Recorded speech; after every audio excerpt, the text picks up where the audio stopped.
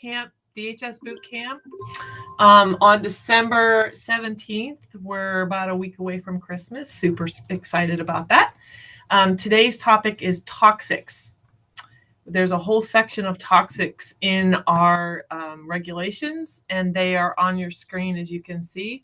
And I wanted to talk about this, especially in this time of COVID. And a lot of the schools and programs have a lot of cleaning materials around. It could be lying around or, even on a table.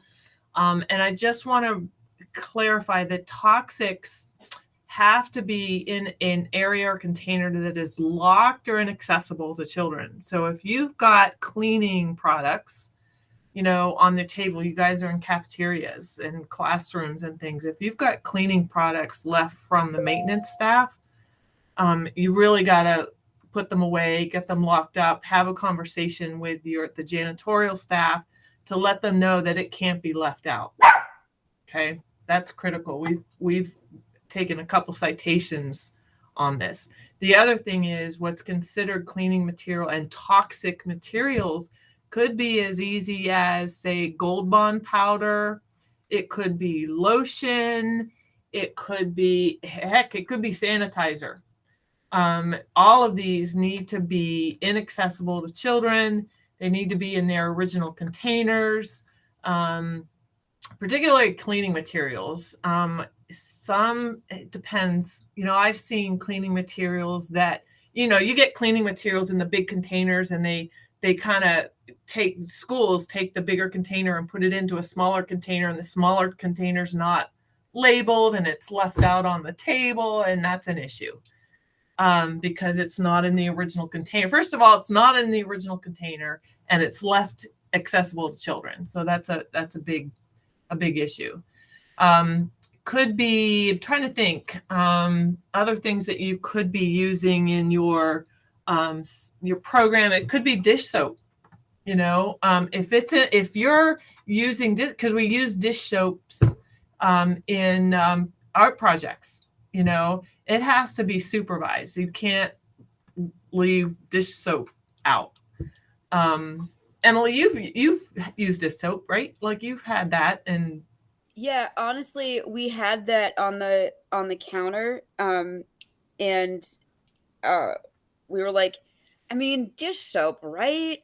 Like, dish soap?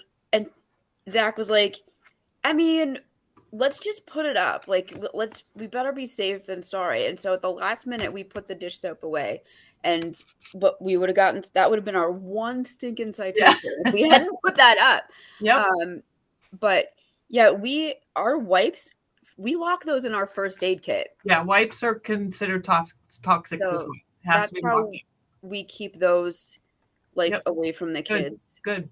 So also keep in mind that any toxic material has to be stored away from food. So some programs keep extra maybe snacks on hand, in case a child forgets their snack, and they, obviously we want to be able to make sure kids are not hungry. So we have snack on hand. You cannot have your snacks in the same place that you're keeping your cleaning materials or toxics and things like that. It needs to be away from food, any food prep areas, because it's considered dangerous. Okay, so keep that in mind as well. The other big thing on here, if you can see item C on here, cleaning materials and other toxic materials shall be used in a way that does not contaminate play surfaces. So again, back to your dish soap and using dish soap as a arts and crafts project. If you're using a table and you've got the dish soap and you're spreading it out on the table, you got to make sure that you clean and sanitize that area after you use that, because you've contaminated potentially a play surface that the kids play on. Does that make sense? Yes. Two other things to point out. Toxic plants aren't permitted in the childcare space. As an example, we have at our early childcare centers, we have some plants at the centers, and we had to make sure that they were not toxic. Because again, if you got a little kid, particularly a toddler, and they walk by the plant, potentially they could rip a leaf off and stick it in their mouth. So we had to be very careful about that. And we did touch on arts and crafts materials have to be non-toxic to children as well. So that's it for today. Any questions?